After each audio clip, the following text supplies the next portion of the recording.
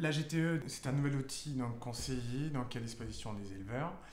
Donc, il a pour but de pouvoir mesurer l'efficacité et la rentabilité économique, mais du moment, de la période, du mois en question. C'est des notions qui existent déjà en comptabilité, sauf que c'est des notions a posteriori. Donc, vraiment le travail il y a 12 mois, d'une période de 12 mois, il y a le temps de traiter les données compta, donc 16-18 mois. Entre-temps, les choses ont changé. On n'est plus dans le même contexte, la même conjoncture. Donc l'idée, c'est bien de ramener ces indicateurs-là, mais mensuellement, afin de pouvoir aider à piloter et à orienter sur mon exploitation, sur mes choix. Donc en lien avec le prix du lait actuellement, avec le prix des intrants, en lien avec les ressources de l'exploitation. Donc moi, la première ressource d'exploitation, c'est la main-d'œuvre. Donc, en fonction de la main-d'œuvre disponible et de mes objectifs d'éleveur. Et deuxième ressource, on va dire plus les animaux. Donc, par rapport au nombre de génisses, vieillissement dans le troupeau. Et donc, c'est bien l'ensemble qu'on va mettre en relief, en corrélation par rapport aux équipements, par rapport à la place en bâtiment, par rapport à la place dans l'ensemble des équipements d'élevage, en lien sur une période et sur une saison. La GTE, pour moi en tant que conseillère, elle me permet de donner des alertes aux éleveurs plus rapidement qu'auparavant, notamment avec la marge sur coût alimentaire, surtout quand on lance des investissements dans les rations. Elle me simplifie aussi le travail puisque les données sont prêtes, il n'y a plus qu'à les utiliser.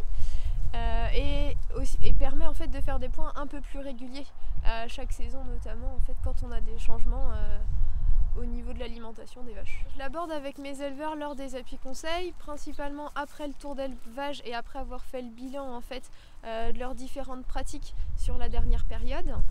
Je l'aborde pour voir l'efficacité un peu de la ration grâce à la marge sur coût alimentaire et ce qui permet d'aller voir jusqu'à la rentabilité en fait, du système par la rémunération permise par l'atelier lait. La GTE d'Ellipse, elle est unique dans son genre parce qu'elle est personnalisable aux données économiques de l'exploitation et aux données techniques. Et elle permet également de pouvoir se comparer à un groupe similaire, donc un groupe race, un groupe système, un groupe équipement, groupe robot, et donc de pouvoir voir l'évolution d'un mois sur l'autre.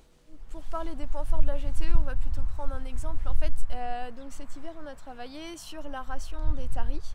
Ce qui nous a permis en fait de voir une amélioration des démarrages en lait et une amélioration de la qualité du colostrum. Donc, plus de problème sur les veaux, des très bons démarrages sur les laitières et donc une bonne lactation qui suit le reste de l'année.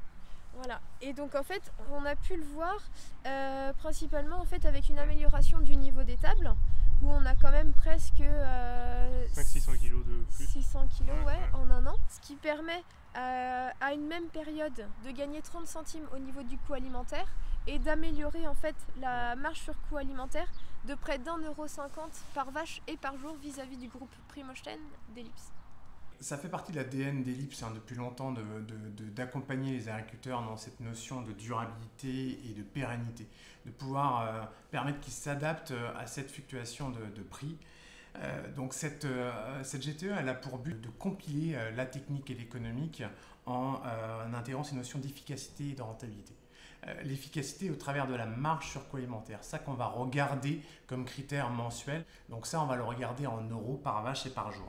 Deuxième notion, c'est la rentabilité économique. C'est l'ensemble des produits de l'atelier lait du mois, donc recettes laitières et coproduits, qu'on va mettre au regard de l'ensemble des charges de l'atelier, donc l'ensemble des charges fixes et opérationnelles. La différence, ce sera la rémunération permise, ce qui permet de rémunérer l'ensemble de la main-d'œuvre de l'atelier et également de couvrir les cotisations sociales.